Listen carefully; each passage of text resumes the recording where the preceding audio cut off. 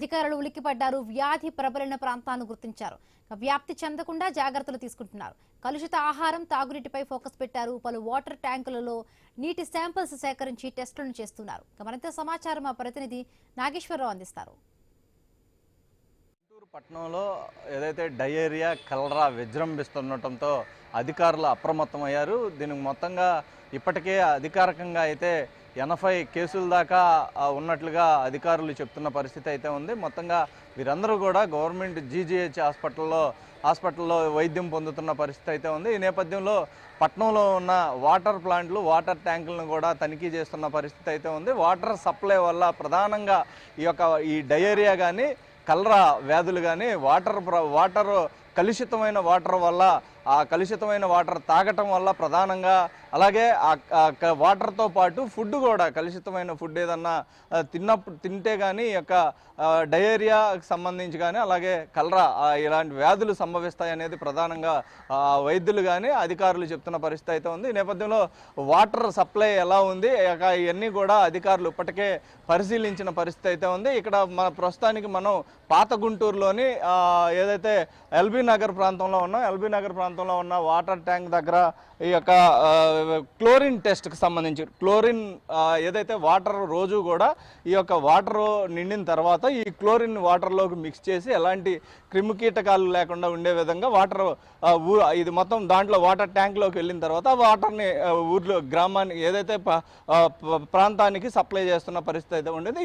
ఈ మిషన్ ద్వారా ఈ క్లోరిన్ అయితే ఆ వాటర్ ట్యాంక్లోకి పంపించడం డైలీ జరుగుతుందని కూడా మనకి తెలుస్తుంది. అలాగే దీనికి సంబంధించి మాట్లాడేందుకు వాటర్ ఎలా ఉంది, ఏంటి, వాటర్ టెస్ట్లు ఏ విధంగా ఉన్నాయి, అదే ప్రస్తుతం వచ్చిన వ్యాధుల నేపథ్యంలో ఎలాంటి వాటర్ అందిస్తున్నారనే దాని మీద ఏఈ మనతో ఉన్నారో ఆయన అడిగి కూడా ఈ వాటర్కి సంబంధించిన విషయాలు తెలుసుకునే ప్రయత్నం చేద్దాం. సార్ చెప్పండి, ఆల్రెడీ పట్టణంలో చాలా డయేరియా కేసులు, అది కూడా ఈ ప్రాంతం నుంచి, అంటే ఈ చుట్టుపక్కల ప్రాంతం నుంచి ఈ హాస్పిటల్లో చేరినట్టుగా ప్రధానంగా అధికారులు కానీ వైద్య బృందం కానీ చెప్తున్న పరిస్థితి అయితే ఉంది.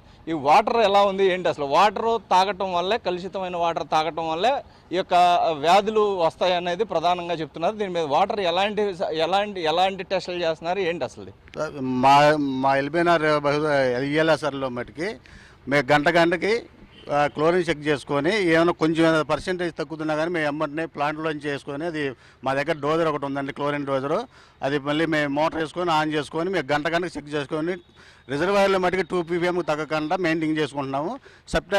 వాటర్ సప్లై టైంలో మాకు water supply time 6 to 7 sir. మాకు ఎటువంటి పరిస్థితుల్లో మేము 2 ppmకి ఇక్కడ తగ్గకుండా సప్లై ఇచ్చుకుంటాము.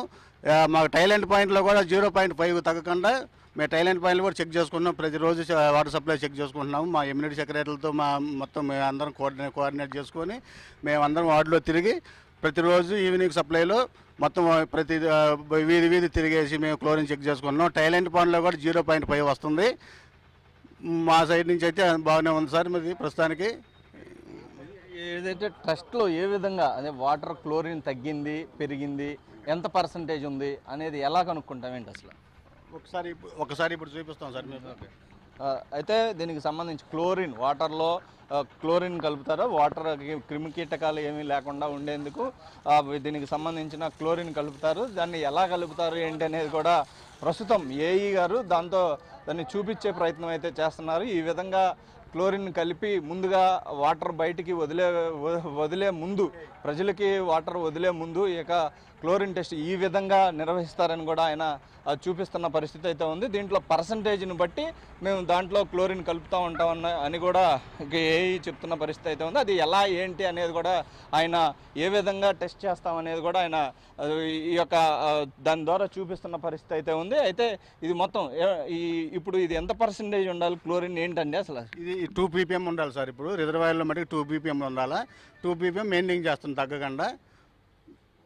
మీ డిస్ట్రిబ్యూషన్ టైంలో కూడా 2 pm ఇక్కడ చెక్ చేసుకొని మేము మళ్ళీ వీధి వెళ్ళి ప్రతి వీధికి వెళ్ళేసి టైలెంట్ పాయింట్లో 0.5 తగ్గకుండా మెయింటైన్ చేస్తున్నాం సార్. మేము డైలీ చెక్ చేస్తారండి? డైలీ ప్రతి 1 hourకి చెక్ చేస్తాం డైలీ.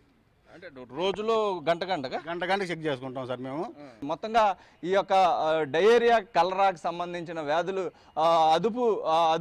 అదుపులోకి వచ్చే వరకు కూడా బయటకు సంబంధించిన ఫుడ్ కానీ అలాగే వాటర్కి సంబంధించిన బయట వాటర్ ప్లాంట్లకు సంబంధించిన జాగ్రత్తలు వహించాలని కూడా ప్రధానంగా అధికారులు చెప్తున్న పరిస్థితి అయితే ఉంది. కెమెరా పర్సన్ చైతన్యతో నాగేశ్వరరావు, ఐ న్యూస్, గుంటూరు, పాత గుంటూరు నుంచి.